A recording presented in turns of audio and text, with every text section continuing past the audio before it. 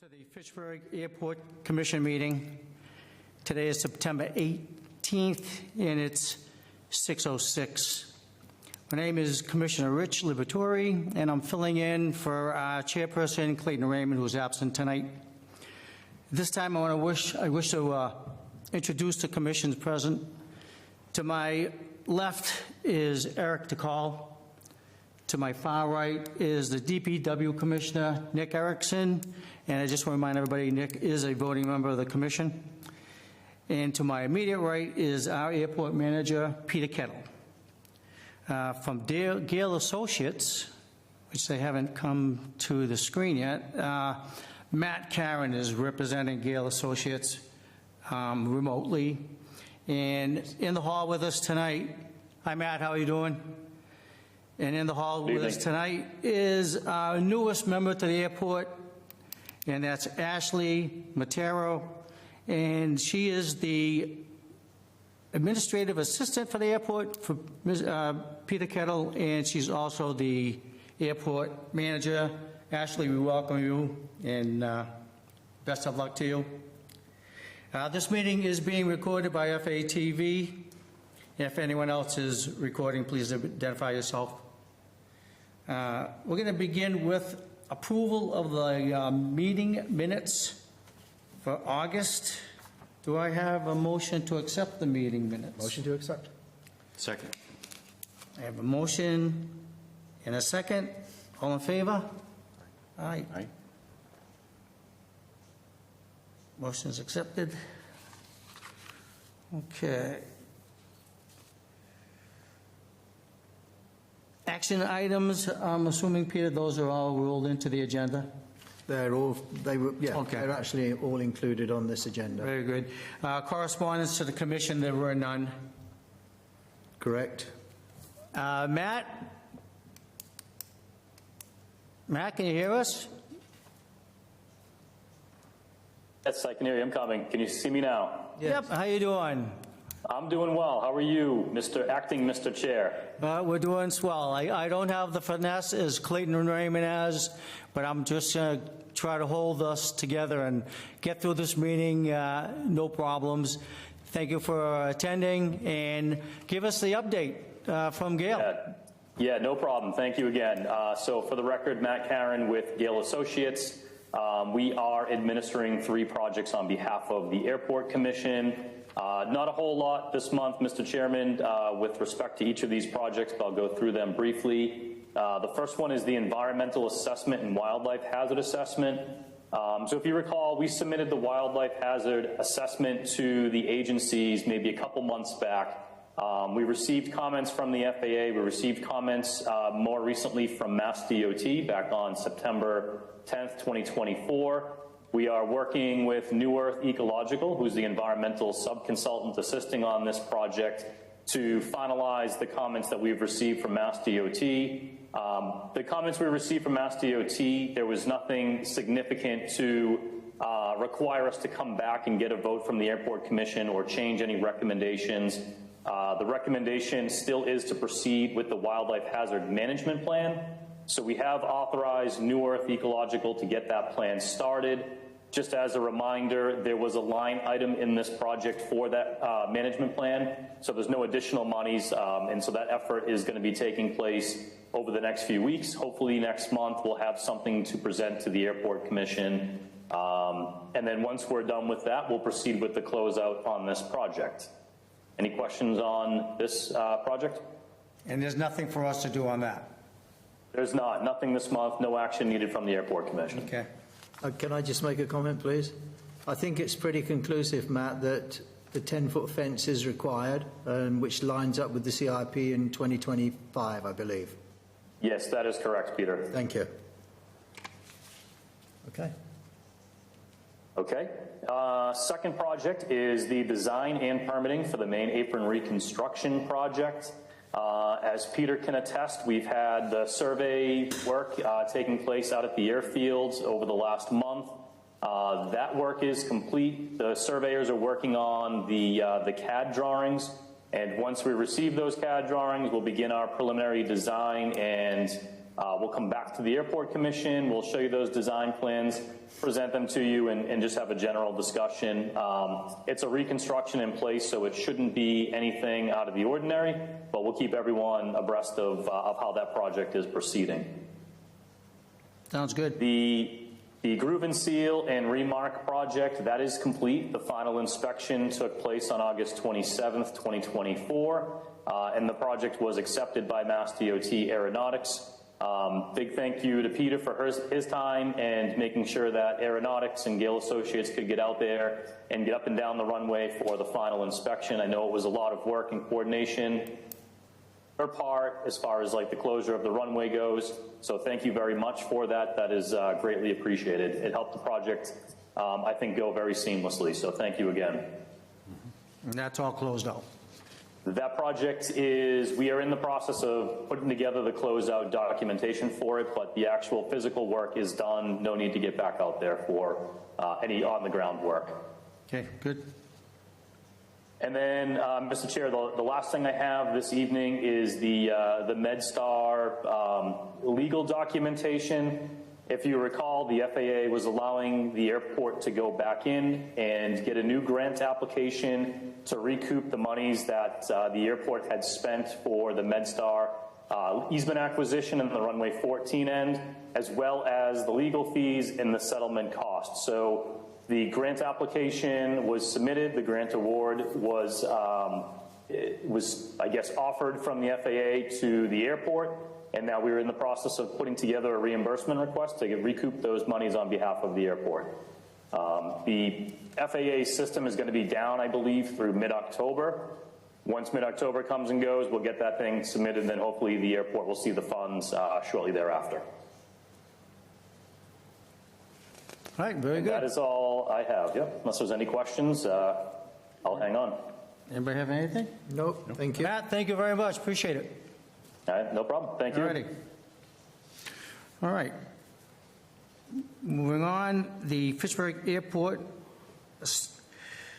the Fitchburg Pilots Association, Young Eagles October event on the 19th, just one event. It is. They actually requested to move because the Commission had actually approved the 12th of October. Right. But they're now requesting the 19th, and I got a response from all of you, and I've already gone back saying that, yes, the 19th was approved. That date's available? Absolutely. Okay, do we have to motion that? Yes, please. Okay.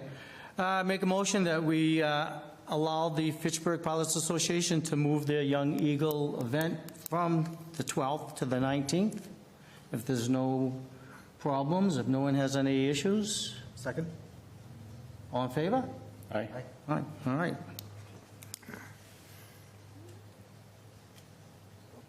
So they will have, was there a particular reason why they couldn't have it on the 12th? There was a conflict Oh, okay. of people, not the airport, of people. I was going to say, because we're very accommodating Right. to everybody and anybody, especially these guys, because they just a great group and do so much for the airport. Yeah, did you say it was something at another airport that they were participating in as well? Peter? I don't believe so. Oh, okay. I think it was just conflict of people being available. Okay. You know, so All right. We're going to get into new business. You have no new business. I no have new business. no new business. Nope. This is the first. It is. Yeah, usually we've always got something coming up. All right, then, we'll move into old business. RFP for non-aviation land lease, the update, please. Basically, just as a reminder, this is for the restaurant land. The when you're coming down the driveway into the airport, it's just to the left of the admin building there. I believe the RFP's actually been completed by the procurement division, Mary Delaney, but we're still waiting for the land lease agreement from Attorney Mead. So the last time I heard from her was that it's imminent. They're just about to dot all the I's and cross all the T's. So Okay. we'll get that out, and once that happens, if we can get a nice input from When people. they put the document together, do we have to review it too, or is it just the legal people in the procurement It's just department? procurement. Okay, then, because we are a department of the city and they actually take care of that. okay, so I there's, mean, we've had input on it, obviously. right. And there was that small team that was put together, as you know. So it's now ready to go. So Okay. So hopefully by the end of the month? I sincerely hope so. Okay. So we're looking for that. All right, the minimum standards, we're going to table that. That is an item that the entire commission needs to be involved in. So because we're not complete, we're going to table that till next month's meeting. Crawford Street safety update. Nick Erickson, what do you have for us? So, we recently went out to bid with a paving and roadway reconstruction contract. The low bidder was Lazaro Paving, and we're working through the contracting phase right now. Several of the items that I included in that contract included guardrail for along Crawford Street and the locations that you all have identified as problem areas. I agree that they're problem areas, especially considering the embankment that drops off to the airport. It's a safety hazard for drivers. There's quite an accident history to support that. So my goal is to put guardrail in those locations as discussed. So the bid prices that I received back are actually very close to the estimated bid prices that I had prepared back in June of 2023. So the guardrail itself, single-face TL3 guardrail, came in at $42 a foot for straight sections, $45 a foot for curved sections, and I had estimated 1,160 feet and 290 feet for those respectively. So very close to the estimate of $45 a foot for both curved and face that curved and straight that I put together last year. And for the end treatments, those are kind of the boxing glove things you see at the end of the guardrail to prevent cars from getting impaled by a guardrail section. I had estimated those at $5,500 each. They came in at $7,200 each, so a little bit more expensive there than estimated. So in total, that works out to be $90,570, which is less than my estimate plus contingency of $95,975. So we're pretty close to the estimate. Absolutely. It's still a big nut to crack, Yeah. essentially. So we've got to find a way to fund that. I can look into Chapter 90. We sat down with the mayor on Friday and went through all of our available funding for paving, what we'd like to put together with Lazaro, what we'd like to do this year, next year. I have a placeholder in there for the guardrail, but we have to work with Lazaro to get schedule and cost estimates from them and all this stuff. So we got to figure all that out before we give them this assignment and get this installed in the ground. We do get a re-up on our Chapter 90 on July 1 of next year. So there's a possibility that if all the paving work shakes out and we don't have the Chapter 90 money left, we have to wait till next fiscal year to do that. But that ultimate goal is to have guardrail installed there sooner rather than later. So right now it all depends on making sure we have that $90,000 available. The Chapter 90, is that grant funding from the state? It's funding from the state, and it has certain requirements in order to that need to be met in order to use it for certain projects. So it needs to fund, generally it needs to fund some sort of roadway project. So whether it's paving or guardrail or pedestrian safety, sidewalks, that type of thing. It can also be used for equipment. It can also be used for pavement management software. It can also be used for engineering costs and that type of thing. So there's a pretty wide range of uses, but it all focuses on transportation, essentially. And because this is a guardrail that would be addressing a safety issue along Crawford Street, then it is an applicable use of that Chapter 90 funding. Any idea of how many feet we needed? Total, roughly 1,450 feet, and that was based on a sketch that Peter Kettle had provided, and then I met out there with Peter on several occasions. I also visited the site with Sergeant Boudreau, and we came up with a general estimate of the extent of where the guardrail should be located. I drove up there, I think it was the end of last week. I just want to make sure we're talking that same area, because as you're driving up Crawford Street heading into Leominster, it's a gradual ride past the entrance to the airport. Yep. Then there's that first curve. Is that the area that you're concentrating on right now? That particular curve? I know there's the chevrons on the fence there. Yep. Or does it go beyond that as well? So it's that section plus another little section beyond that. Because there's one other curve. It straightens out and curves again. Right. Is that what we were kind of addressing, those two Yeah, sections? exactly. Okay. Those two sections. So one is a big, long building. I think it's the old High Gear Products building. It's kind of along the southern end of that building, if you can picture that, right across the street from there. Right, and then there's a smaller building just beyond that, Yep. there's a a small- driveway, and that's where that curve starts. Yes, for coming from Leominster, taking that right curve, people going straight across? If you're coming from Fitchburg, going into Leominster, it's on the right-hand side. Yeah, no, but the chevrons are for the people coming from the Leominster side, it looks like, It's right? on the left. It's on the left. Yeah. I don't think the issue is coming from Leominster to Fitchburg. It's Fitchburg going to Leominster. Oh, really? Where, Okay. again, I drive that road frequently just to get the sense of what is it, why is this such an issue that cars are catching into the fence? Right. And we're planning on next year of putting a brand-new fence, a 10-foot fence required by the FAA. And, you know, it just doesn't make sense to put up a big, beautiful stockade fence, and next thing you know, it's a catcher's mitt for every other vehicle traveling from Fitchburg to Leominster, because that seems to be the issue. Right, and it's deceiving when you're out there. You'd think it would be the other direction when you're coming from Leominster to Fitchburg, because it's actually a sharper curve. But the way that the road is crowned, the way that it's pitched, and I think the fact that you have that fence on one side versus the open high gear lot on the other side, it's worse actually coming from Fitchburg going into Leominster for some reason. And that's where we've seen the accidents. That's where people continue to go through the fence, and it's always coming from Fitchburg going to Leominster, which is strange. yeah. But it is actually a sharper curve if you're coming the other direction. Yeah. But you have that open high gear lot on that curve side, so I think if a vehicle was to go off the road, they would just go into that open parking lot versus through the fence. Yeah. Are there the chevrons coming from Fitchburg to Leominster as well, going to the left? There's chevrons on the fence right now.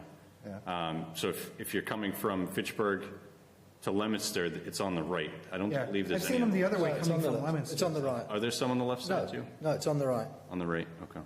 Are you keeping the chevrons up there too? If they're The there, goal is leave to them. leave them up there, yeah, it's not going to hurt anything. You know, I was going to say, because I was driving from Leominster towards Fitchburg, and on that curve, there's a dispensary on the right there. Yep. I think that's where I saw the chevrons pointing to the right. But I don't think I've ever noticed them coming from Fitchburg, pointing to the left away from the fence on that No, side. the chevrons are pitched and pointed as the curve, as you're approaching that curve. Okay. Yeah. I'll have to check out the ones that you're talking about. Yeah, You know I where the marijuana facility is, that is one of the curves that's in question, right across from AMP, Atlantic Medical Partners. Okay, but that's not the one you're talking about then. There's two sections. So there's one across from High Gear, there's one across from AMP. Both of those sections are included in this. Okay, this okay. estimate. The high gear is probably the most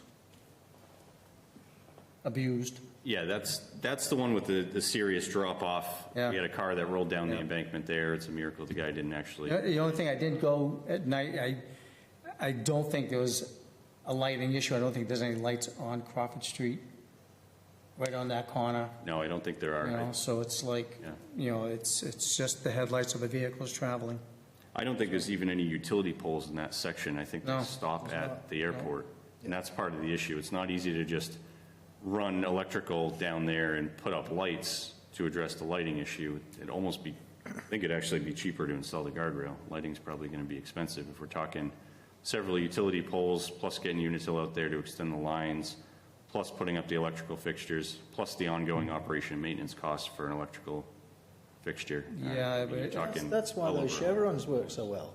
You know, they really do. It blazes out when you've got your lights on. It just Right. takes you in the right direction. No, they I do mean, work, this has they been pick worked up. on now for over 2 years, so let's reinvent the wheel. Let's just keep on doing. You're doing a great job, Nick. Just let's get it done. Yeah. You know? When is the So- stockade fence going up? That's planned for, I believe, September. September of next year? Yes, but I've got a question for you. Sure. What takes priority? Filling the potholes, repaving the roads, or a safety issue like we have? It all depends, because potholes can contribute to a safety issue also. But they haven't, so far.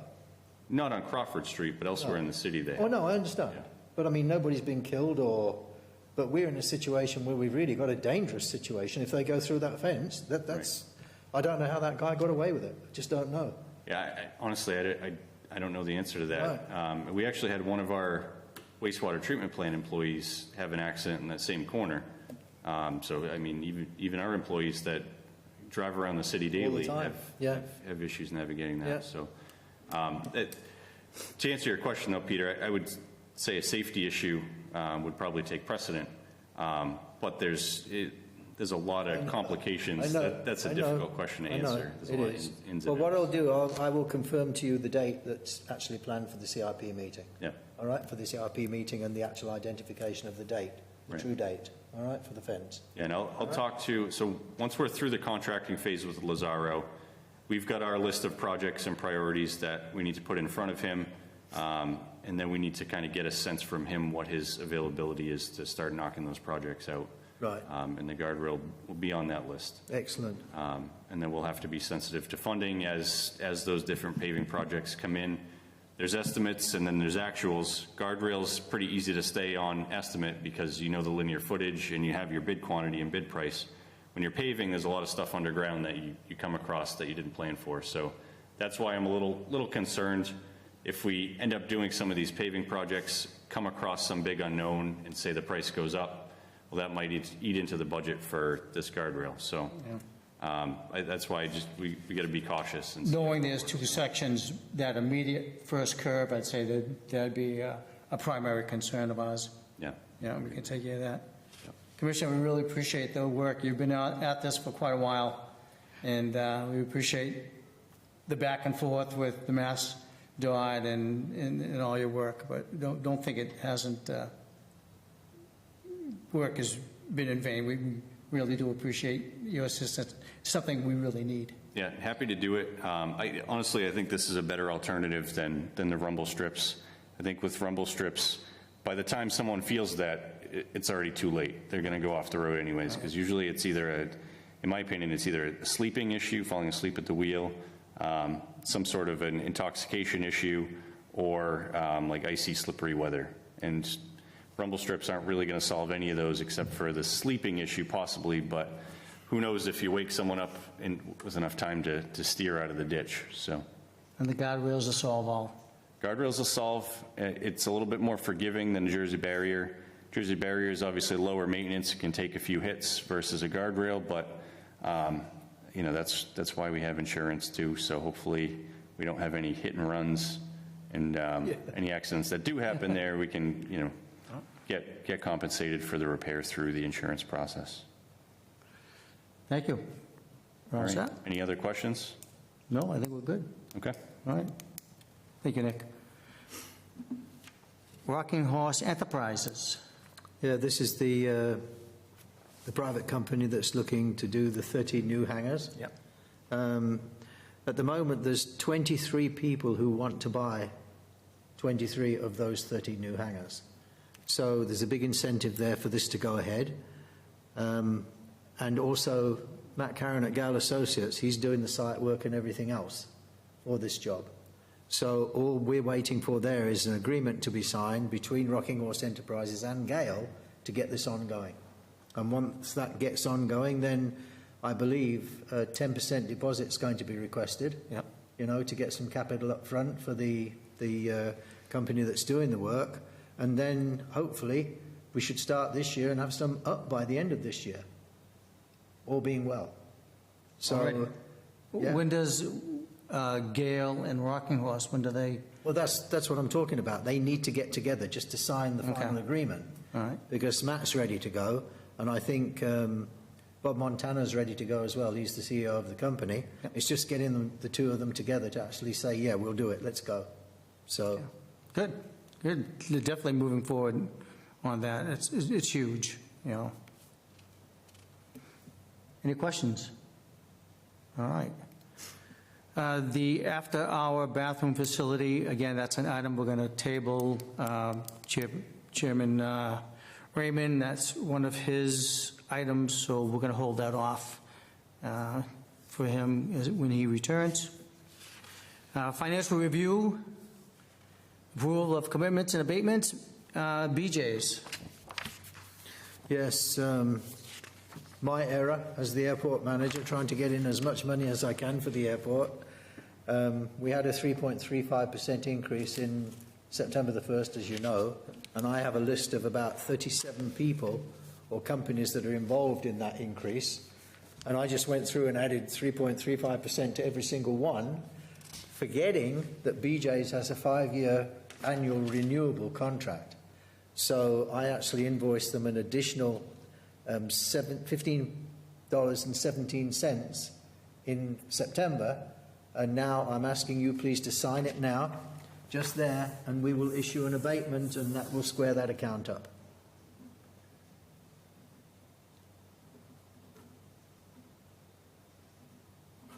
Excellent. Thank you, sir. All right, very good. So that covers the financial side. Okay. There's no executive session for tonight. Our next meeting will be on October 16th at the same time, 6 o'clock. If no one has anything else to add or any more questions, I move that we make a motion to adjourn. Second? Gentlemen, thank you very much.